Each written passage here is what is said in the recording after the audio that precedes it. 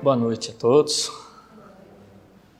encarnados e também os nossos amigos que já estão no plano espiritual, mas também que vêm aqui como nós, para refletir sobre os ensinamentos do nosso Mestre Jesus através da doutrina espírita, que a doutrina espírita é uma doutrina cristã. Temos feito algumas reflexões sobre a Revista Espírita, que foi produzida por Kardec desde 1858 a 1869, período, ano da sua desencarnação. E são vários os assuntos que ele trata nessa revista. E hoje nós vamos falar desse tema, que nascer, morrer, renascer ainda e progredir sem cessar, tal é a lei. O que essa frase pode nos dizer? É curioso que eu fui atrás para saber se realmente essa frase é de Kardec. E existe mais de uma opinião a respeito. Isso está escrito lá, no túmulo de Kardec, lá na pedra, essa frase. Alguns dizem, como o próprio Leon Denis, ele em uma das suas obras, ele fala, essa frase disse, assim disse Kardec.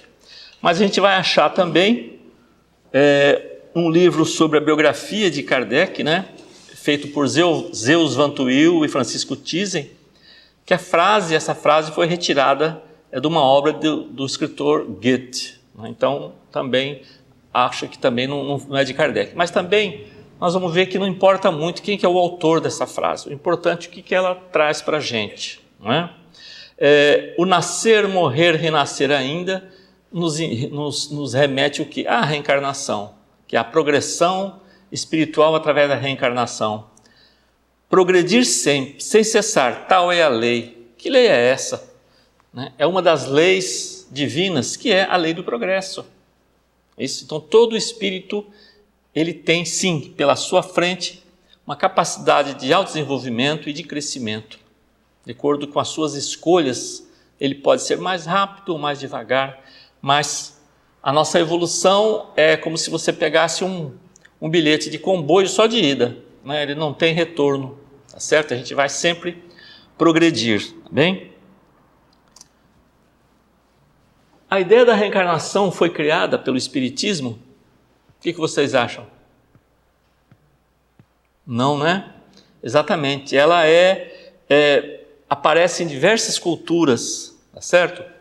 E aí o Kardec diz, na sua revista em 1858, a doutrina da reencarnação era professada pelos druidas segundo o princípio da marcha ascendente da alma humana, percorrendo os diversos graus da nossa escala espírita. Todos sabem que a ideia da reencarnação remonta à mais alta antiguidade e que o próprio Pitágoras a havia aurido entre os indianos e os egípcios. Então veja que bem antes de Cristo a gente já tem notícias dessa ideia da reencarnação.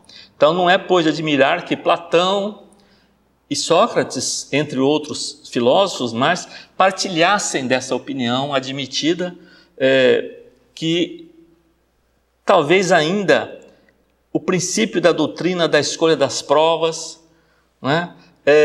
hoje ensinada pelos espíritos, pela doutrina espírita, que pressupõe a reencarnação. Quer dizer, essa ideia já era bastante anterior ao cristianismo e, lógico, ao espiritismo. E sem ela fica difícil a gente explicar essas diferentes condições humanas que a gente vê no dia a dia, na sociedade. Umas pessoas sadias, bastante geniais, precoces até, e outras pessoas com limitações físicas e limitações mentais. Então isso, a gente pode questionar, por que isso? Será que existe uma diferença da gente? Nós somos criados diferentes, umas pessoas com dificuldades, Deus criou anjos já, puros. Então são reflexões que há muito tempo se vem fazendo, E aí nós temos os exemplos desses dois filósofos, bem antes de Cristo, tá certo? Sócrates e Platão. E na introdução do Evangelho segundo o Espiritismo, no item 4, tem o título Sócrates e Platão, precursores da ideia cristã e do Espiritismo. Quer dizer, esses dois filósofos já trataram disso. certo? Mas que é interessante observar, essas pessoas, esses filósofos, não vieram por acaso. Se vai ser implantado uma ideia, se é ser colocada uma ideia no nosso planeta, para a nossa evolução, isso existe um preparo da espiritualidade superior. A espiritualidade superior não improvisa. Então, antes de você colocar uma ideia, né, uma semente de uma ideia, vem aqueles espíritos luminares que vão ali com as suas, né, com o seu trabalho, com a sua filosofia, com o seu pensamento, preparar o terreno para que a gente possa aceitar aquilo com mais facilidade. Pluralidade das existências corporais, das diversas doutrinas professadas pelo Espiritismo, a mais controvertida, sem dúvida, é a da pluralidade das existências corporais, também chamada de reencarnação. Mesmo que, nós temos dito, que a reencarnação não é uma ideia do Espiritismo, não foi codificada, né, junto com o Espiritismo, tá certo? Mas ela é defendida pelo Espiritismo. Então, se ela é defendida, vai aparecer muitas pessoas que vão ser contra essa ideia, vão querer questionar essa ideia. Bem? E é interessante que Kardec, ele considera que a reencarnação é uma lei natural. Ele não chama assim uma coisa, sabe, fantástica, sobrenatural, né? Assim como os fenômenos espíritas, às vezes, né? Ele considera uma lei natural.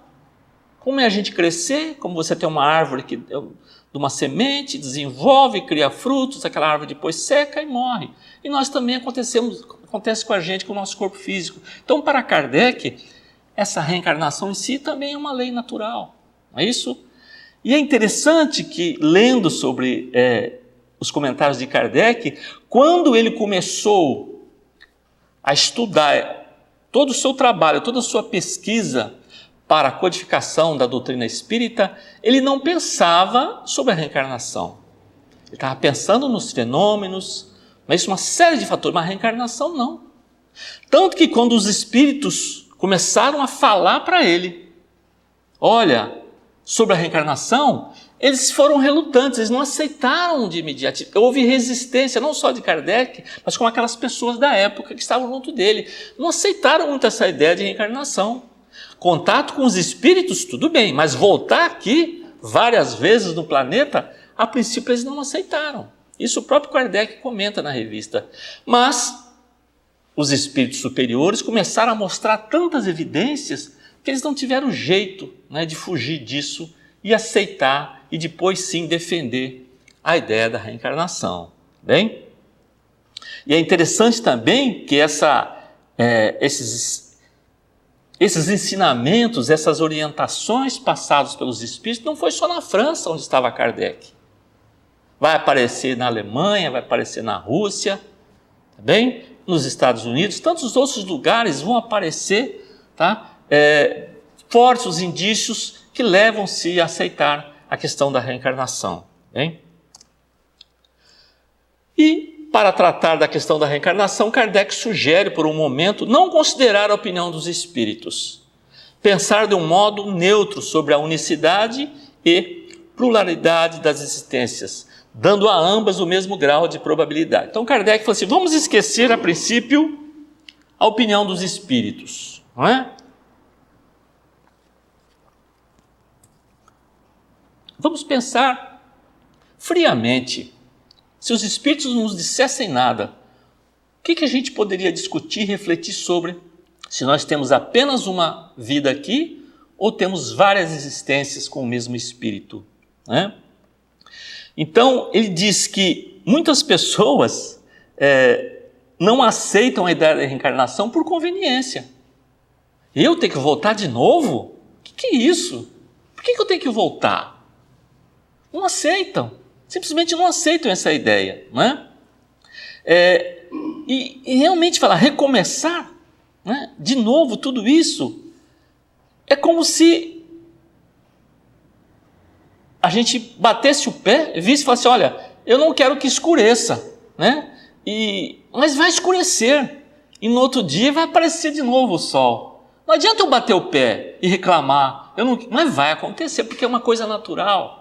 Nós sabemos disso, é uma coisa natural. Nós não podemos ir contra essas coisas naturais. que vão acontecer. E Kardec vai colocando que nós vamos ver que sim, a reencarnação é a mesma coisa.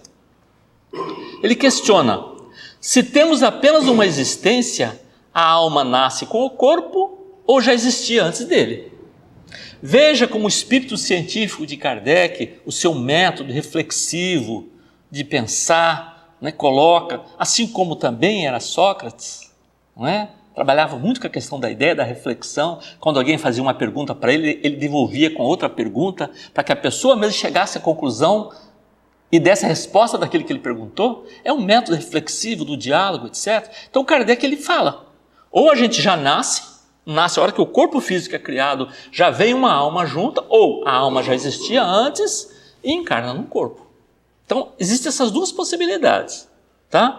Aí ele vem e questiona, se a alma nasce com o corpo, de onde vem a aptidão extranormal que muitas crianças revelam em tenra idade? Vamos pegar lá um exemplo clássico, né? Que é Mozart, aos 4 anos já começou a escrever música, aos 8, 12 anos começou a fazer as suas primeiras sinfonias.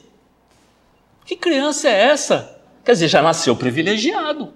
Se a gente pensar assim, que a alma dele já foi criada junto, ele foi abençoado, já nasceu com uma genialidade. Isso seria, se fosse considerar, nascendo junto, não é?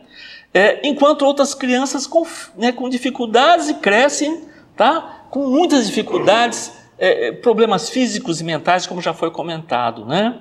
E tem muitas virtudes, tem crianças que elas já nascem com parece que já, não sei se vocês já viram isso, tem crianças que parece que já são adultos. Eles fazem umas coisas, respondem para a gente umas coisas, parece que já com um amadurecimento além da sua idade. Se você pensar assim, olha, mais um ser que foi criado, né, com a graça de Deus assim, e outros não. Então essa ideia, ela é muito complicada você aceitar. Se você existe, se você considera que existe um Criador, um Pai, é isso? Nós encarnados, quem é pai, quem é mãe, sabe disso, se tem mais de um filho, você não gosta mais de um, não gosta menos do outro. Você procura, né, ter amor pelos seus filhos. Agora se imagina Deus, né, na sua magnitude, né, de todos os aspectos, não vai dar preferência, tá certo? Criar filhos com dificuldade e anjos já puros, né? Não dá realmente para aceitar essa condição. Qual a filosofia ou a teosofia capaz de resolver esse problema? É fora de dúvida que ou as almas são iguais ao nascerem ou são desiguais. Se iguais, por que entre elas tão grande diversidade e aptidão? Dir-se-á, isso depende do organismo, mas então achamos-nos numa presença da mais monstruosa e imoral das doutrinas. E ele defende, se a pessoa nasceu e é uma pessoa criminosa, nasceu daquele jeito, ele não pode ser culpado, ele não pode ser repreendido ou preso. Por exemplo, eu nasci assim.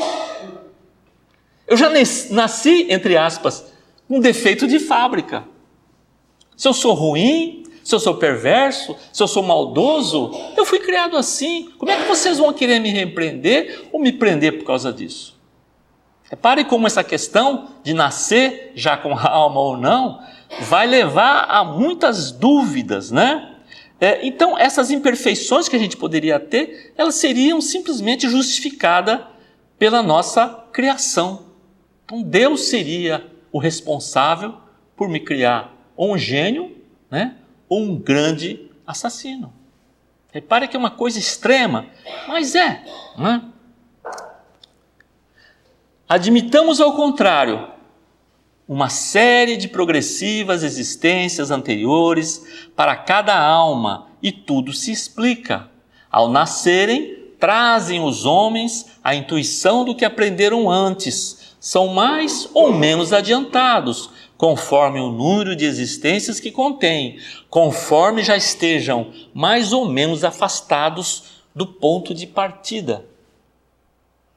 E aqui você já percebe que existe uma lógica. Isso é muito lógico. Aqui você não vê injustiça de Deus. Foi dado a condição para todos os seus filhos. Nasceram simples e ignorantes, com capacidade de autodesenvolvimento. Chegou a um certo ponto, ele teve o seu livre-arbítrio com as suas escolhas. Tomou caminhos, às vezes retos, às vezes tortuosos, e foi adquirindo experiências. É por isso que nós temos hoje as grandes diferenças individuais. É por isso que cada pessoa tem um nível de conhecimento, de educação, né? Uma série de fatores, pessoas que são mais espiritualizadas, outras mais materialistas, outras que não acreditam em Deus, outros que reclamam de Deus. Nós temos diversos níveis de condição, porque o Espírito, mesmo sendo criado ali, né, com as mesmas capacidades, ele tomou rumos diversos, e aí nós vamos ter, sim, uma criança que vai nascer um gênio e o outro com grande dificuldade de aprendizado. Tá? Então, é o que Kardec nos coloca, tá bem? E aquela história, essas escolhas que fazemos, ela vai sim determinar, não é? Quer dizer, a nossa colheita vai depender do nosso plantio. Certo? Eu não posso querer colher uvas se eu plantei espinhos. Não tem jeito. Não é isso? Se eu vou plantar caridade, eu vou receber amor. É assim que funciona. Tá certo? Isso é bastante natural. A gente pode entender também. Tá?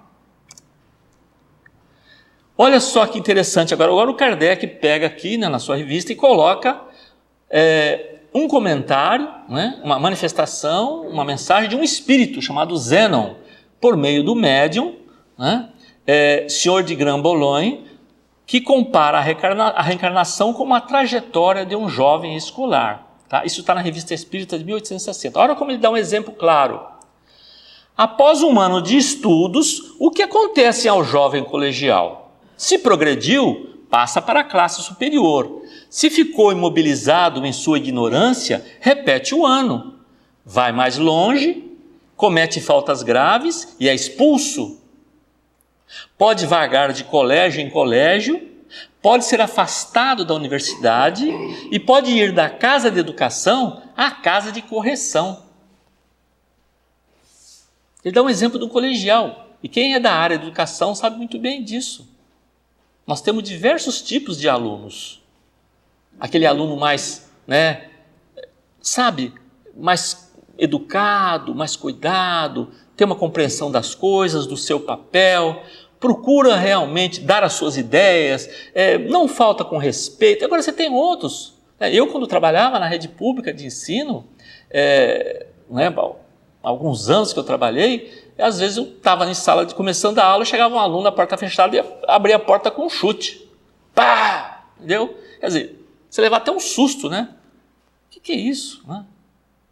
E aí você depois ficava meio assim, aquele aluno era agressivo. Né? Isso aconteceu comigo, como professor.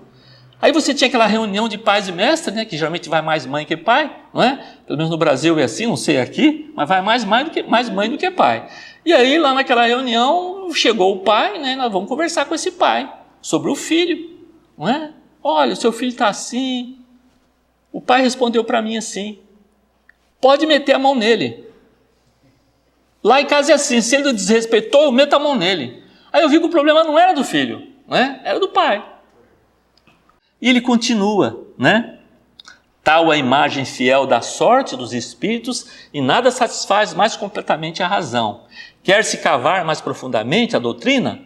Ver-se-á nessas ideias o quanto a justiça de Deus parece mais perfeita e mais conforme às grandes verdades que dominam a nossa inteligência. Então isso é um comentário, uma mensagem de um espírito que foi dado através de um médium. Não é isso como está aí?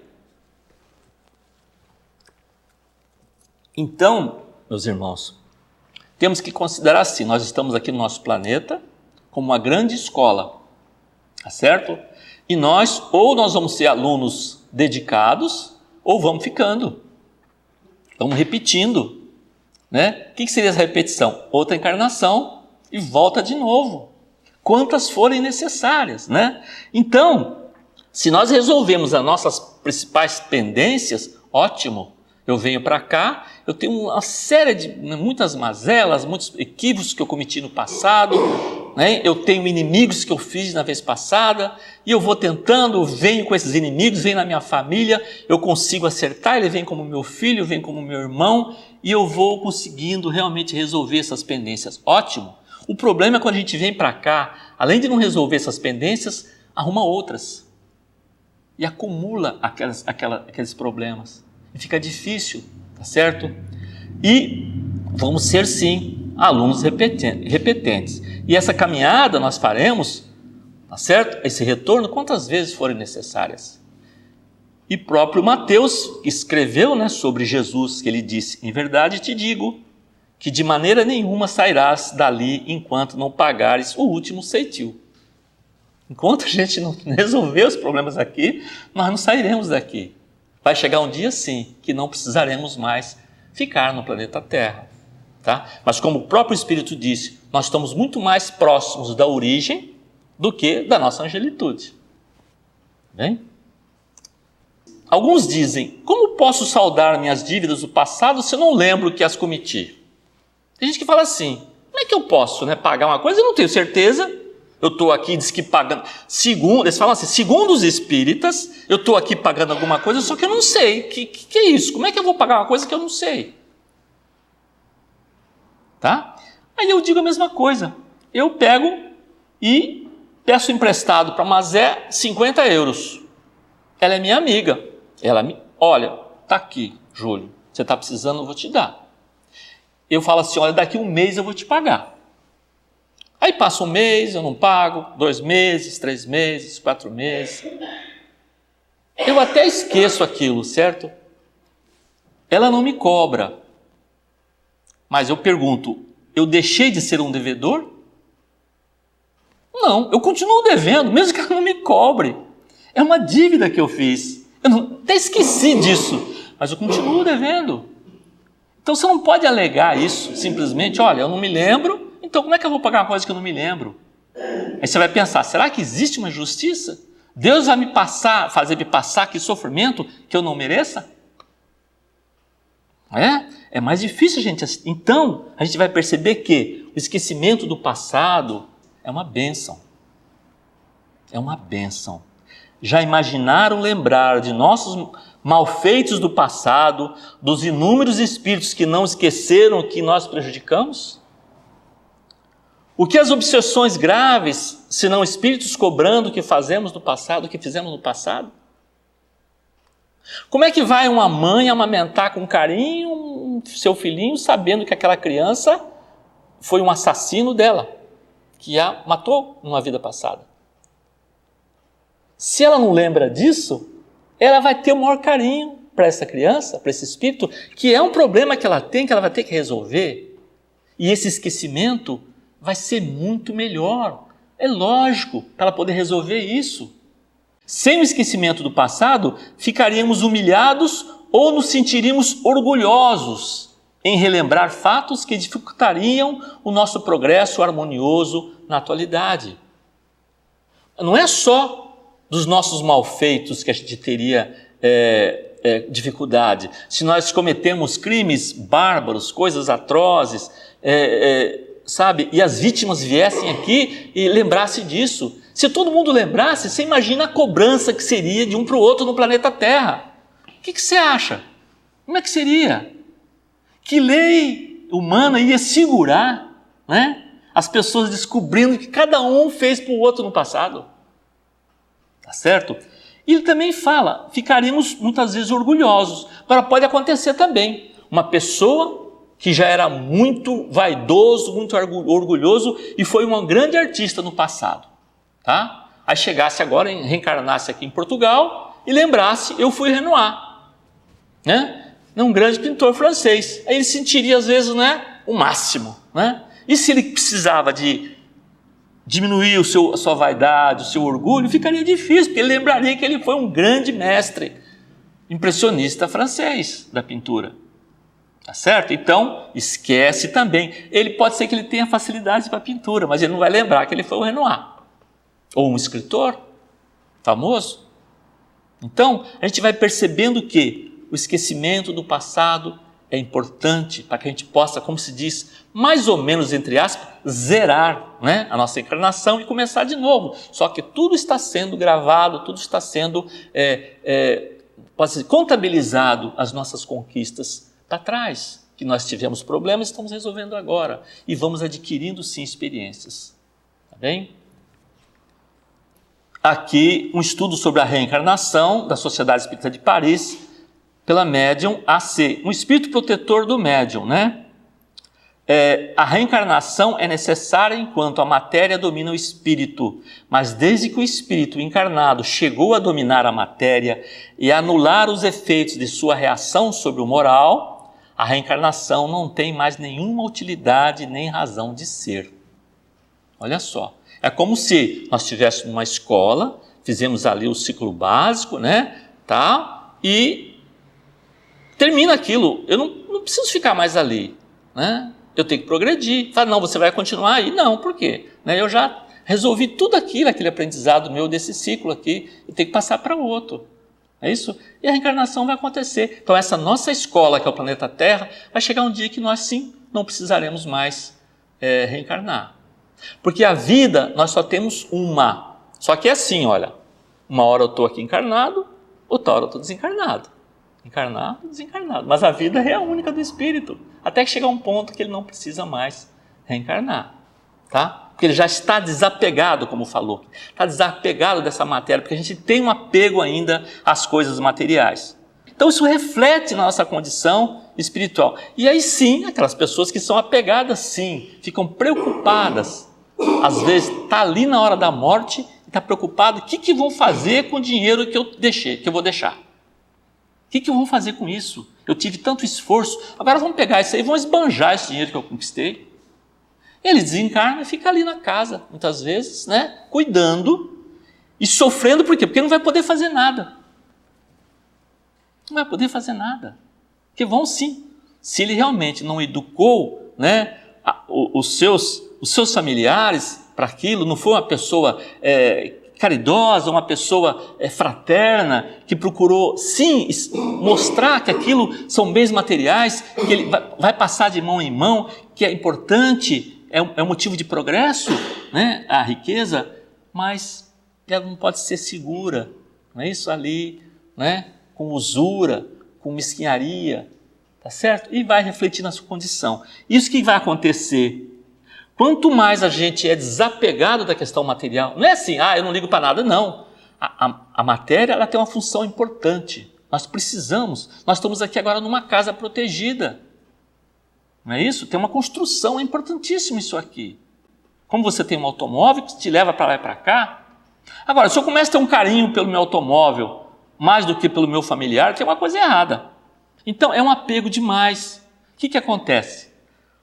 O perispírito, que é o nosso corpo espiritual, ele é denso, vai ficando denso, mais denso. Quanto mais a você é apegado aos excessos, não é?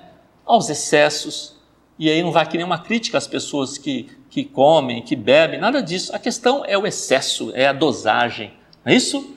Qual o problema de você tomar um vinho? Nenhum problema. Agora, se eu tomar 3 garrafas por dia, eu vou ter algum problema físico para começar, não é isso? Então, repare que é o excesso. E quanto mais a gente vai desapegando, né, dessa questão material, daquilo que a gente ingere, daquilo que a gente utiliza, tudo que é em excesso, se você vai se livrando disso, o nosso perispírito vai ficando mais leve, mais diáfano. Tá? E quando a gente desencarna, nós vamos para um plano compatível com a leveza, né, ou peso, pode-se dizer, ou densidade do nosso perispírito. É uma coisa natural. Não vai existir alguém que vai separar, você foi bom, você vai para cá, você foi mal, você vai para lá. Não, é uma coisa natural. Se eu trabalhei com a minha vida o máximo possível, dentro da minha condição, né, de melhorar o máximo possível, saber das minhas falhas, procurar melhorar, respeitar as pessoas, né, viver bem com meus familiares, eu vou adquirindo essa leveza natural. Então eu vou para um lugar compatível, que é o que eu mereço. Tá certo? Se não, o lugar é mais denso. Bem? Posso não acreditar e nem aceitar a reencarnação, mas o processo reencarnatório não vai parar por causa da nossa insatisfação ou conveniência. Então, a mesma coisa do dia e da noite. Eu posso reclamar. Eu não quero, não gosto, não queria voltar, né? E como que é interessante, se você é preconceituoso com relação à raça, com relação à cor, com relação a sexo, você vai trocar e vai voltar com outro sexo, e daí? Eu sou misógino, eu brigo com mulher, não gosto de mulher, né, detesto mulher, eu venho com mulher. Tá certo? Não é isso? Então não, eu não gosto de pessoas, né, de determinada raça, raça amarela, eu não gosto. Aí você vem como oriental. Tá certo? Você vai aprender a condição na pele sua, como que é ser uma pessoa que é vítima de preconceito. Tá bem? Esse é um ensinamento ali, ó, firme, forte, não é na teoria. Tá bem? Então, meus irmãos, para encerrar, vamos encarar a reencarnação como uma lei natural que ela é. Vamos aproveitar a chance que estamos tendo nessa vida atual, trabalhar, estudar, ser fraterno, solidário, conversar, fazer amigos, divertir, importantíssimo, né? Apreciar as artes, admirar e respeitar a natureza, os animais e principalmente agradecer a Deus a oportunidade que nós estamos tendo de recomeçar. Bom, muito obrigado pela presença de vocês.